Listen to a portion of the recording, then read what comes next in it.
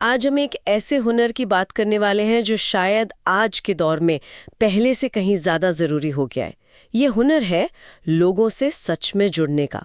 एक ऐसा जुड़ाव जो सिर्फ सोशल मीडिया पर एक लाइक या फॉलो से कहीं ज्यादा गहरा हो। बिल्कुल।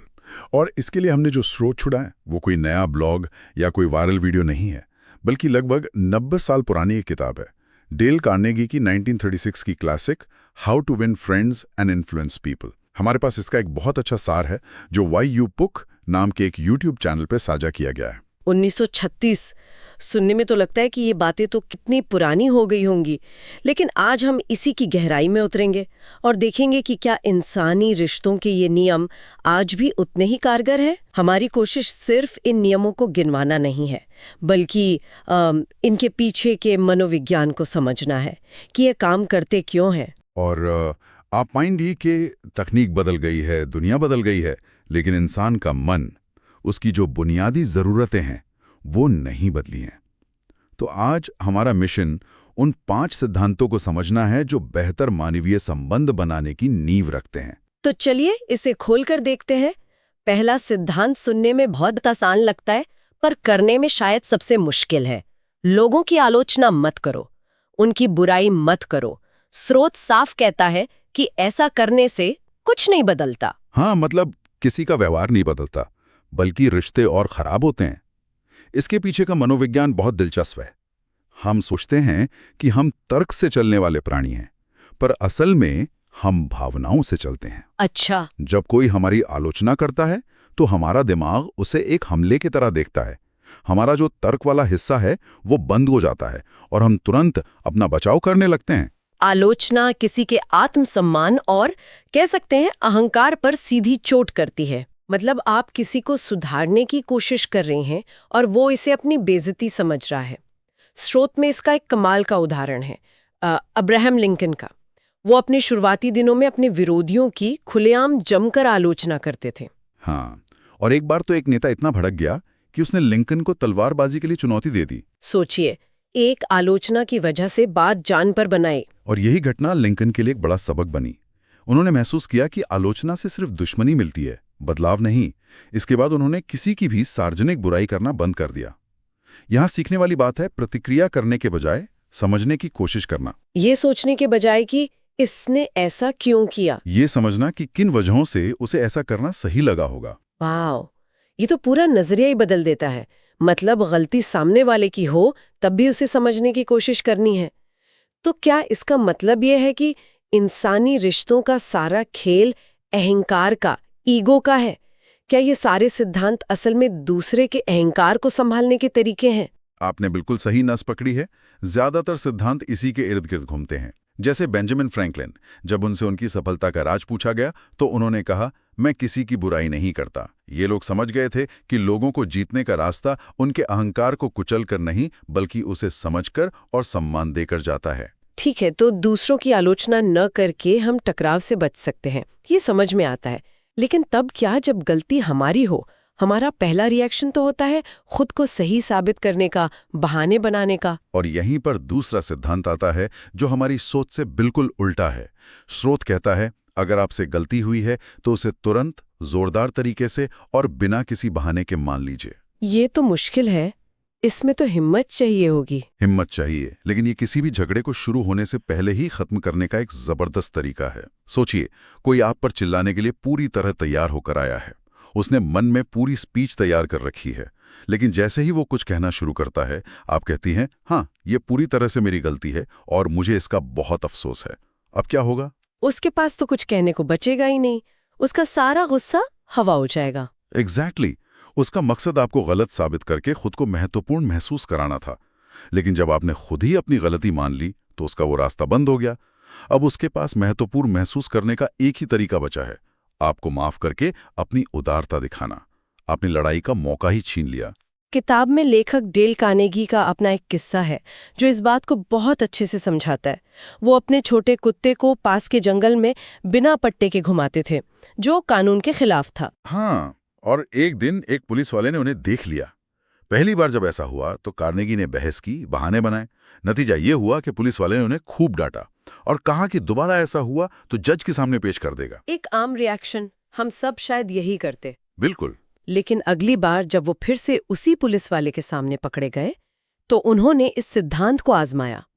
पुलिस वाले के कुछ कहने से पहले ही वो लगभग दौड़ते हुए उसके पास गए और बोले, ऑफिसर, आपने मुझे रंगे हाथों पकड़ लिया, मैं दोषी हूं, मेरे पास कोई बहाना नहीं है, आपने मुझे पिछली बार चेतावनी दी थी। और यहाँ बात सचमुच दिलचस्प हो जाती है। बिल्कुल। पुलिस वाले का लहजा पूरी तरह बदल गया। जो आदमी पिछली बार आग बबूला हो रहा था वो एकदम नरम आवाज में बोला, अरे कोई बात नहीं, मुझे पता है कि इतने छोटे प्यारे कुत्ते से किसी को कोई खतरा नहीं है। वाह। वो कार्नेगी ने जब कहा कि लेकिन इससे खतरा हो सकता है, तो पुलिस वाले ने कहा, आप इसे कुछ ज्यादा ही गंभीरता से ले रहे हैं, आप इसे पहाड़ी के उस पार ले जाइए जहां मैं इसे देख ना सकूं और हम सब भूल जाएंगे। कमाल है, मतलब पुलिस वाले का पूरा मूड ही बदल गया। हाँ, ये सिर्फ चालान से बचने का तरीका नहीं है, ये मनोविज्ञान का एक कमाल का इस्तेमाल है। जब कार्नेगी ने खुद की आलोचना की तो पुलिस वाले का अहंकार संतुष्ट हो गया। अब उसे बड़ा महसूस करने के लिए कार्नेगी को छोटा दिखाने की जरूरत नहीं थी। वो दयालु और उदार बनकर बड़ा महसूस कर सकता था।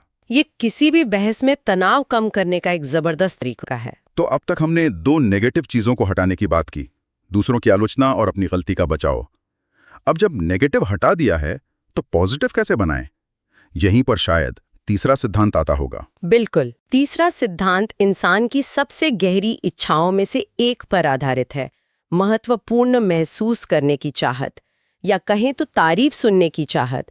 स्रोत कहता है कि लोगों की सच्ची और ईमानदारी से सराहना करें। सच्ची और ईमानदारी से, ये दो शब्द यहाँ बहुत ज़रूरी लगते हैं, क्योंकि सच्ची तारीफ और जिसे कहते हैं मक्खन लगाना या चापलूसी, उसमें बहुत बारीक सा फर्क होता है और लोग नकली तारीफ को 1 मील दूर से पहचान लेते हैं। आपने बहुत सही कहा। चापलूसी स्वार्थी होती है, आप सामने वाले से कुछ हासिल करने के लिए करते हैं, जबकि सच्ची सराहना निस्वार्थ होती है। आप सिर्फ दूसरे व्यक्ति को अच्छा महसूस कराना चाहते हैं। स्रोत के मुताबिक सराहना की यही इच्छा लोगों से ऊंचे पहाड़ चलवाती है, बेहतरीन उपन्यास लिखवाती है और बड़ी बड़ी कंपनियां खड़ी करवाती है। तो सवाल ये है कि सच्ची सराहना कैसे की जाए, खासकर जब कोई ऐसा इंसान हो जिसमें हमें सिर्फ कमियां ही नजर आ रही हों। इसका जवाब मानसिकता में छिपा है। स्रोत इसके लिए दार्शनिक रैल्फ वॉल्डो इमर्शन का एक विचार बताता है।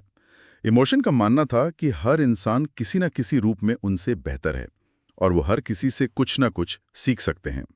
अगर हम इस नजरिए से लोगों को देखें, मतलब खामियों के बजाय उनकी ताकत खोजने की कोशिश करें, तो सच्ची सराहना करना बहुत आसान और स्वाभाविक हो जाता है। ये सुनने में बहुत अच्छा लगता है, पर असल जिंदगी में मुश्किल है। मुझे याद है एक बार मैंने किसी की तारीफ करने की कोशिश की थी और वो इतना बनावटी लगा कि हम दोनों ही असहज हो गए। ये इसीलिए होता है क्योंकि हम तारीफ को एक काम की तरह देखते हैं, जबकि ये एक आदत होनी चाहिए, दूसरों में अच्छा देखने की आदत। जब आप किसी के अच्छे काम को नोटिस करके उसकी तारीफ करते हैं तो ये उसे और बेहतर करने के लिए प्रेरित करता है। सजा देने से व्यवहार में अस्थायी बदलाव आता है, लेकिन सराहना से स्थायी और सकारात्मक बदलाव आता है। ठीक है, तो अगर किसी की सराहना करनी है तो पहले उसमें कुछ सराहनीय खोजना होगा, और खोजने के लिए हमें उस इंसान में दिलचस्पी लेनी होगी। मुझे लगता है अगला सिद्धांत इसी से जुड़ा है। बिल्कुल सही। चौथा सिद्धांत एक आम धारणा को पलट देता है। हम सब दिलचस्प बनना चाहते हैं कि लोग हम में दिलचस्पी लें, लेकिन कार्नेगी कहते हैं कि दिलचस्प बनने का सबसे पक्का रास्ता है पहले दूसरों में दिलचस्पी लेना। ये सुनने में तो सीधा है, पर आज की दुनिया में जहां हर कोई बस अपनी बात कहना चाहता है, ये कैसे मुमकिन है? हम सब तो बस अपनी बारी का इंतजार कर रहे होते हैं। और यही गलती है। इसका गहरा संबंध एक अच्छा श्रोता होने से है। और सुनना सिर्फ चुप रहना नहीं है, ये एक सक्रिय प्रक्रिया है। इसका मतलब है ऐसे सवाल पूछना जो दूसरे व्यक्ति को अपने बारे में, अपने जुनून के बारे में, अपनी पसंद के बारे में बात करने के लिए प्रोत्साहित करें। स्रोत में इसका एक बहुत अच्छा उदाहरण है। अगर आप किसी पेंटर से मिलती हैं तो ये इंतजार मत कीजिए कि वो कब चुप हो और आप गिटार के अपने शौक के बारे में बात करना शुरू कर दें। इसके बजाय उस पेंटर से उसकी कला, उसकी प्रेरणा, उसकी तकनीक के बारे में पूछिए। उसे अपनी दुनिया के बारे में बताने का मौका दीजिए। यहाँ जो बात आकर्षक है वो है सिगमंड फ्रॉइड का उल्लेख। उनकी प्रसिद्धि का एक बड़ा कारण उनकी सुनने की अद्भुत क्षमता थी। लोग उनके साथ इतना सहज महसूस करते थे कि वे अपनी सबसे निजी और गहरी बातें भी उन्हें बता देते थे। जब आप किसी को ध्यान से सुनते हैं तो आप उसे एक अनकहा संदेश दे रहे होते हैं, आप महत्वपूर्ण हैं, आपकी बातें मेरे लिए मायने रखती हैं। लेकिन क्या लोगों को ये बनावटी नहीं लगेगा, जैसे हम सिर्फ उनसे कुछ काम निकलवाने के लिए ऐसा कर रहे हैं? ये तभी बनावटी लगेगा जब आपकी दिलचस्पी बनावटी होगी। इसीलिए सिद्धांत कहता है, सच्ची दिलचस्पी लें। हर इंसान अपनी कहानी का हीरो है, हर किसी के पास बताने के लिए कुछ ना कुछ है। अगर आप सच्ची जिज्ञासा के साथ पूछेंगे तो आपको हमेशा कुछ ना कुछ दिलचस्प जरूर मिलेगा, और नतीजा ये होता है कि लोग आपको एक बेहतरीन वार्ताकार के रूप में याद रखते हैं, भले ही आपने खुद बहुत कम बोला हो। ये सभी सिद्धांत बहुत शक्तिशाली हैं, लेकिन इनमें मेहनत लगती है, ध्यान देना पड़ता है। आखिरी सिद्धांत जो स्रोत बताता है वो इन सब के मुकाबले बहुत आसान लगता है, शायद इतना आसान कि हम उसे नजरअंदाज कर देते हैं। आप 5वें सिद्धांत की बात कर रही हैं। मुस्कुराइए। हाँ, बस मुस्कुराइए। क्या ये वाकई इतना असरदार हो सकता है? ये शायद सबसे असरदार है क्योंकि ये बिना एक शब्द कहे काम करता है। हमारे शब्द नहीं बल्कि हमारे हाव भाव, हमारी बॉडी लैंग्वेज बताती है कि हम दूसरों के बारे में क्या सोचते हैं। एक मुस्कान का तत्काल अवचेतन पर प्रभाव होता है। ये बिना बोले कहती है, मैं आपको पसंद करता हूं, आपको देखकर मुझे खुशी हुई। ये बात तो सही है। हम स्वाभाविक रूप से उन लोगों की ओर खींचते हैं जो हमें देखकर मुस्कुराते हैं। एक बच्चे की मुस्कान का उदाहरण दिया गया है जो तुरंत हमारे मन में प्यार और स्नेह भर देती है। एक मुस्कान ये भी दिखाती है कि आप आत्मविश्वासी और मिलनसार हैं। ये एक तरह का निमंत्रण है। लेकिन यहाँ भी एक शर्त है कि मुस्कान सच्ची होनी चाहिए, है ना? कोई भी एक नकली चिपकाई हुई मुस्कान को पहचान सकता है, वो तो और भी डरावनी लग सकती है। बिल्कुल। स्रोत बताता है कि इसका सही तरीका क्या है। इसका मतलब ये नहीं है कि चेहरे पर एक स्थायी मुस्कान चिपकाकर घूमें। सही तरीका यह है कि जब आपकी किसी से नजरें मिलें, उस पल मुस्कुराएं। वो एक पल का ठहराव और फिर मुस्कान ये दिखाता है कि मुस्कान खास तौर पर उसी व्यक्ति के लिए है। वही वो जुड़ाव का क्षण है जो इसे वास्तविक और शक्तिशाली बनाता है। तो आज हमने 5 बहुत ही व्यवहारिक सिद्धांतों पर बात की। एक बार जल्दी से दोहराते हैं। पहला, किसी की आलोचना ना करें बल्कि उन्हें समझने की कोशिश करें। दूसरा, अगर गलती आपकी है तो उसे तुरंत मान लें। तीसरा, लोगों की सच्ची सराहना करें, चापलूसी नहीं। चौथा, दिलचस्प बनने के लिए दूसरों में सच्ची दिलचस्पी लें। और पांचवा, एक सच्ची मुस्कान दें। और अगर आप ध्यान दें तो ये सिर्फ लोगों को अपनी बात मनवाने या उन्हें प्रभावित करने की तरकीबें नहीं हैं। ये आपके नजरिए में एक बुनियादी बदलाव है, खुद पर ध्यान केंद्रित करने के बजाय दूसरों पर ध्यान केंद्रित करना, आंकने के बजाय समझना। ये किताब 1936 में लिखी गई थी, लेकिन इंसानी मनोविज्ञान आज भी वही है। ये कमाल की बात है। आज के हमारे डिजिटल और अक्सर अकेलेपन से भरे दौर में ये सरल बातें शायद पहले से कहीं ज्यादा जरूरी हो गई हैं।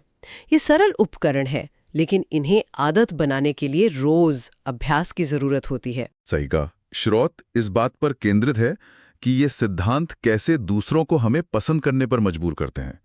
लेकिन यहाँ एक और गहरा सवाल है जिस पर सोचा जा सकता है। इन सिद्धांतों का अभ्यास करना, सक्रिय रूप से दूसरों में अच्छाई खोजना, सच्ची जिज्ञासा से सुनना, अपनी गलतियों को साहस से स्वीकार करना और दुनिया को एक मुस्कान के साथ सामना करना, ये सिर्फ इस बात को कैसे नहीं बदलता कि दूसरे हमें कैसे देखते हैं, बल्कि ये इस बात को भी कैसे बदलता है कि हम खुद को और अपने आसपास की दुनिया को कैसे देखते हैं। क्या ये धीरे धीरे हमारे दिमाग को ही अधिक सकारात्मक और सहानुभूतिपूर्ण होने के लिए प्रशिक्षित नहीं करता?